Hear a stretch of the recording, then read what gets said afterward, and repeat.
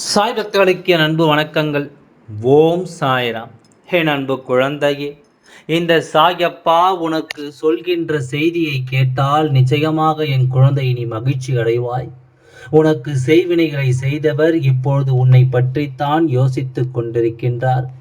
அவருக்கு இப்பொழுது அதாவது அவருக்கு இப்பொழுது வாழ்க்கையின் மீது பயம் வந்துவிட்டது. தனக்கு இதற்கு மேல் வாழ்க்கை இல்லை என்கின்ற மரண பயமும் சேர்ந்து வந்துவிட்டது. இந்த அளவிற்கு உனக்கு செய்வினை செய்தவர்களுக்கு மரண பயம் வருவதற்கு என்ன காரணம் என்று தெரிந்து கொள்ள வேண்டும் அல்லவா? எப்படி இவர்களுக்கு இது போன்ற பயம் வந்தது? அப்படியானால் ஏதோ ஒரு விஷயம் இவர்கள் வாழ்க்கையில் கட்டாயமாக நடந்திருக்க வேண்டும். ஏதோ ஒரு விஷயம் இவர்கள் வாழ்க்கையில் நடந்து இவர்களை மேலும் மேலும் துன்பப்படுத்தி இருக்க வேண்டும். அப்படி என்ன நடந்தது, ஏது நடந்தது என்று என் குழந்தை நீ தெரிந்து கொள்ள வேண்டிய நேரம் இது. இத்தனை நாளும் உன்னோடு இருக்கின்ற இந்த அப்பா உனக்கு எத்தனையோ விஷயங்களை பற்றி சொல்லி இருக்கின்றேன். பல பய உணர்வுகளையும் உனக்குள் தந்திருக்கின்றேன். சில மனிதர்களின் கெட்ட எண்ணங்களை உனக்கு சொல்லி இருக்கின்றேன். எப்படி இந்த வாழ்க்கையை காப்பாற்றிக் கொள்ள வேண்டும் என்கின்ற வழிகளையும் உருவாக்கி கொடுத்திருக்கின்றேன். அப்படி இருக்கின்ற இந்த நேரத்தில் உன் வாழ்க்கையை அழிக்க நினைத்தவர்களுக்கு மரண பயம் வந்திருக்கிறது என்றால் அதை நிச்சயமாக நீ என்னவென்று தெரிந்து கொள்ள வேண்டும் அல்லவா? இவர்கள் என்ன நினைத்து உன் வாழ்க்கையில் இது போன்று செய்கிறார்கள் என்பதை நீ புரிந்து கொள்ள வேண்டும் அல்லவா? உன்னோடு நான் இருக்கின்ற இந்த வாழ்க்கையில் நான் இந்த தருணமும் எப்பொழுதும் உனக்கு நல்லதை மட்டுமே எடுத்துச் சொல்ல வேண்டிய தருணமாக மாறி இருக்கின்றது. என் அன்பு குழந்தையே, ஏதோ ஒரு சம்பவம் நேற்று இரவு நடந்திருக்கிறது. அதன் பிறகுதான் உனக்கு செய்வினை செய்தவர்கள் இப்பொழுது பயந்து ஒடுங்கி இருக்கிறார்கள். மரண பயத்தோடு இனி உன்னை எதிர்காலத்திலும் தொந்தரவுகள் செய்யக்கூடாது என்கின்ற எண்ணமும் அவர்களுக்கு உருவாகி இருக்கின்றது. என்ன நடக்கிறது உன் வாழ்க்கையில்? செய்வினைகளை செய்ய நினைத்த இவர்கள் யார்? இவர்கள் செய்த இந்த செய்வினையினால் உன் வாழ்க்கை நடந்தது என்ன என்பதை நீ சரியாக தெரிந்து கொள்ள வேண்டிய காலகட்டம் இது. உனக்கு எத்தனையோ துன்பங்களையும் எத்தனையோ பிரச்சனைகளையும் கொடுப்பதற்கு இவர்கள் துணிந்து நின்றவர்கள் அல்லவா? எப்பொழுதும் உனக்கு கஷ்டங்களை கொடுக்க வேண்டும், எப்பொழுதும் உனக்கு வாழ்க்கையில் சோதனைகளை கொடுக்க வேண்டும், நீ சிரிக்க கூடாது என்று கங்கணம் கட்டிக்கொண்டு திரிந்தவர்கள் அல்லவா? இப்பொழுது என்ன நடக்கிறது இந்த வாழ்க்கையில் என்று யோசிக்கும் பொழுது இவர்கள் உனக்கு கொடுத்த துன்பங்களும் இவர்கள் உன்னுடைய வாழ்க்கையில் ஏற்படுத்திய சோதனைகளும் தான் உன்னுடைய நினைவிற்கு வந்து கொண்டிருக்கிறது. எல்லாவற்றையும் கடந்துதான் நீ வந்திருக்கின்றாய். எல்லா கஷ்டங்களையும் தாண்டித்தான் நீ இந்த வாழ்க்கை இன்னமும் வாழ்ந்து கொண்டிருக்கின்றாய். உடன் இருப்பவர்கள் செய்த துரோகமும் உடன் இருந்து கொண்டு இவர்கள் உனக்கு கொடுத்த கஷ்டமும் நிச்சயமாக உன்னை எந்த அளவிற்கு வேதனையில் ஆளாக்கியது என்பது உன் அப்பா எனக்கு நன்றாக தெரியும். நல்ல நேரம் உனக்கு வாய்க்கும் பொழுதெல்லாம் எப்பொழுதும் என் குழந்தை அதை நீ உனக்கு சாதகமாக மாற்றி இருக்கின்றாய். எவ்வளவுதான் நீ ஓடி ஓடி உழைத்தாலும், எவ்வளவுதான் நீ கஷ்டப்பட்டாலும், இந்த வாழ்க்கை நீ நினைத்தது நீ கண்ணீர் சிந்தினாலும் வேண்டுமென்றே உனக்கு துன்பங்களை கொடுக்கின்ற அவர்கள் உன்னை விட்டு விலகி செல்வது கிடையாது. அதாவது எங்கே விலகி செல்வதும் அவர்கள் எப்பொழுதுமே உன்னோடு தான் இருந்து கொண்டு உனக்கு கஷ்டங்களை கொடுத்து கொண்டிருக்கிறார்கள். அப்படி இருக்கும் பொழுது இந்த வாழ்க்கையில் உனக்கென ஒரு நல்ல விஷயம் நடக்கும்பொழுது அதை என்னவென்று நீ சரியாக புரிந்து கொண்டு அதற்கு ஏற்றது போல உன்னுடைய வாழ்க்கையை நீ மாற்றிக்கொள்ள வேண்டும். என்ன நடந்தாலும் ஏது வந்தாலும் இதிலிருந்து உனக்கு என்னவெல்லாம் கிடைக்கும் என்பதை நிச்சயமாக உன் சாயப்பா உனக்கு எடுத்துச் சொல்ல எந்த நேரத்திலும் தயாராகத்தான் இருக்கின்றேன். நான் ஒரு நொடி பொழுதிலும் உன்னை விட்டதும் இல்லை, உன்னை கைவிட நினைத்ததும் இல்லை. நீ எப்பொழுதும் போல இந்த வாழ்க்கையை எப்படியாவது வாழ வேண்டும் என்ற ஆசை கொண்டு நீ செய்ய நினைக்கின்ற அத்தனை நல்ல செயல்களையும் சரியாக செய்து கொண்டிருக்கிறாய் அல்லவா? அப்படி இருக்கும்போது சாயப்பா உன் வாழ்க்கையில் எதையெல்லாம் நினைத்தேனோ அதையெல்லாம் நிச்சயமாக உனக்கே உனக்கானதாக சாதித்து கொடுக்காமல் எங்கே போய்விடுவேன்? செய்வினைகளை செய்ய நினைத்தவர்களை எல்லாம் இந்த அப்பா அவ்வளவு சாதாரணமாக விட்டு விடுவேன். நான் என்ன ஒருவருக்கு செய்வினைகளை செய்ய வேண்டும் என்று முடிவெடுத்து விட்ட பிறகு அதனை தடுத்து நிறுத்துவது அல்லது செய்யாதே என்று சொல்வது சாயப்பாவின் வேலை அல்ல. ஏனென்றால் இவர்கள் எந்த அளவிற்குத்தான் செல்கிறார்கள் என்பதை நாமும் பார்க்க வேண்டும் அல்லவா? அவர்களுக்கு நாம் ஆரம்பத்திலேயே தடை சொல்லி விட்டோமானால் இவர்கள் எப்பேற்பட்ட தீய எண்ணங்களை கொண்டவர்கள் இவர்கள் எப்பேற்பட்டவர்கள் என்பது நமக்கு தெரியாமல் போய்விடும். அதனால் அதை தெரிந்து கொள்வதற்காகத்தான் அவர்கள் செய்யும் பொழுது அப்பா தடுத்து நிறுத்தவில்லை.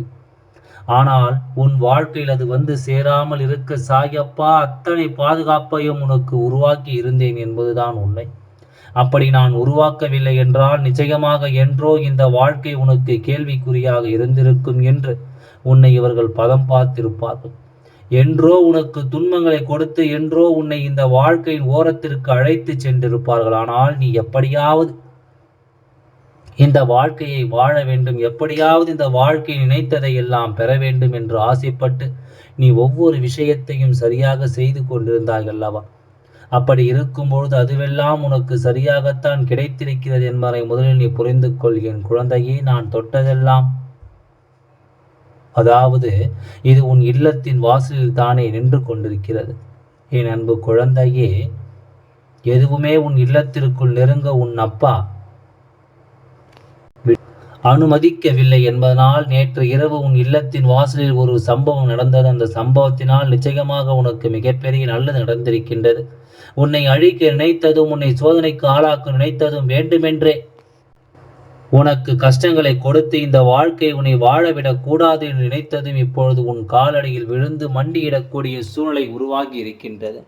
உன்னை நோக்கி வந்த செய்வினைகளை எல்லாம் கணக்கில் கொண்டு இந்த சாயப்பா அத்தனை செய்வினைகளையும் ஒன்று சேர்த்து செய்தவர்களுக்கு திரும்ப அனுப்பி இருக்கின்றேன்.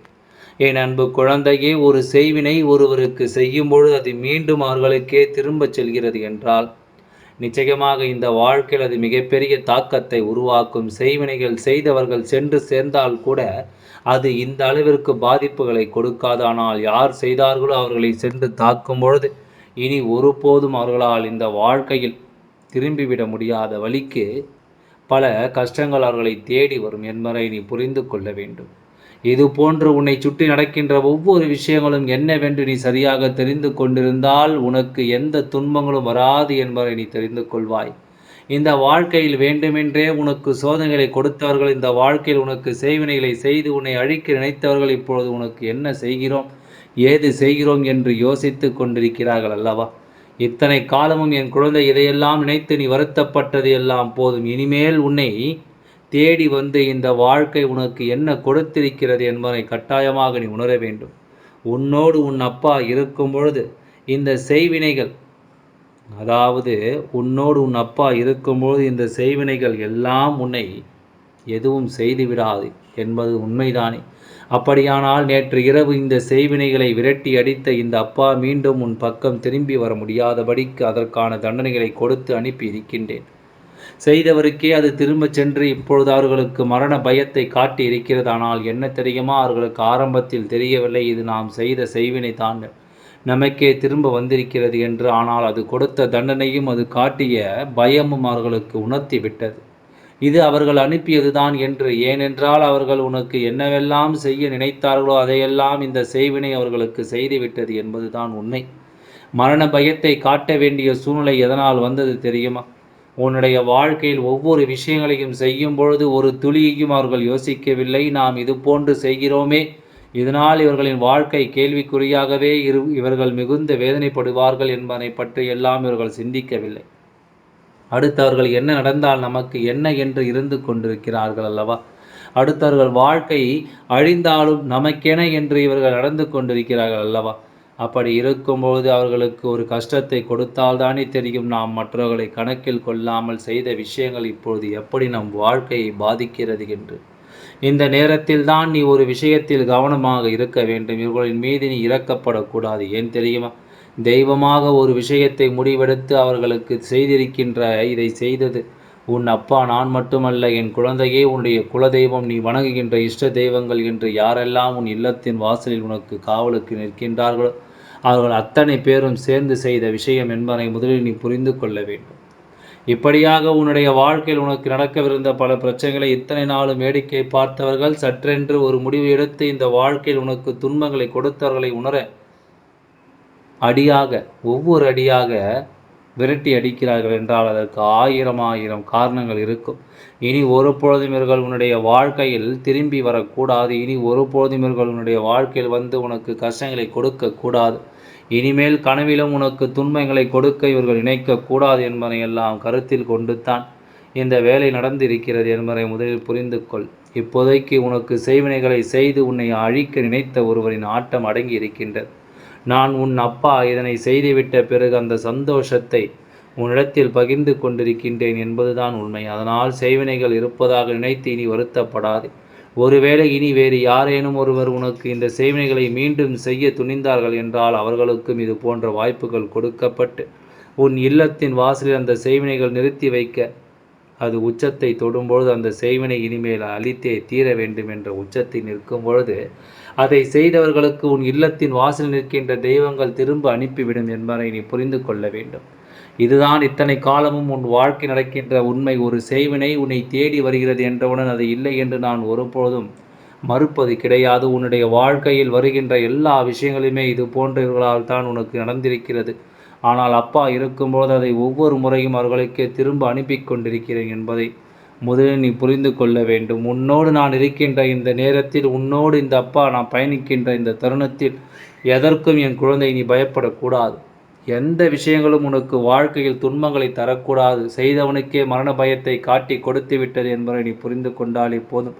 சாய் அப்பாவின் வெற்றியை பெற்றுவிட்டான் என்ற அர்த்தம் என்பதை நீ மறந்து விடாதே. இந்த அப்பா எப்பொழுதும் உனக்கு துணையாக இருந்து உன்னை வழிநடத்தி செல்கின்றேன். ஓம் சாய்ராம். நன்றி, வணக்கம்.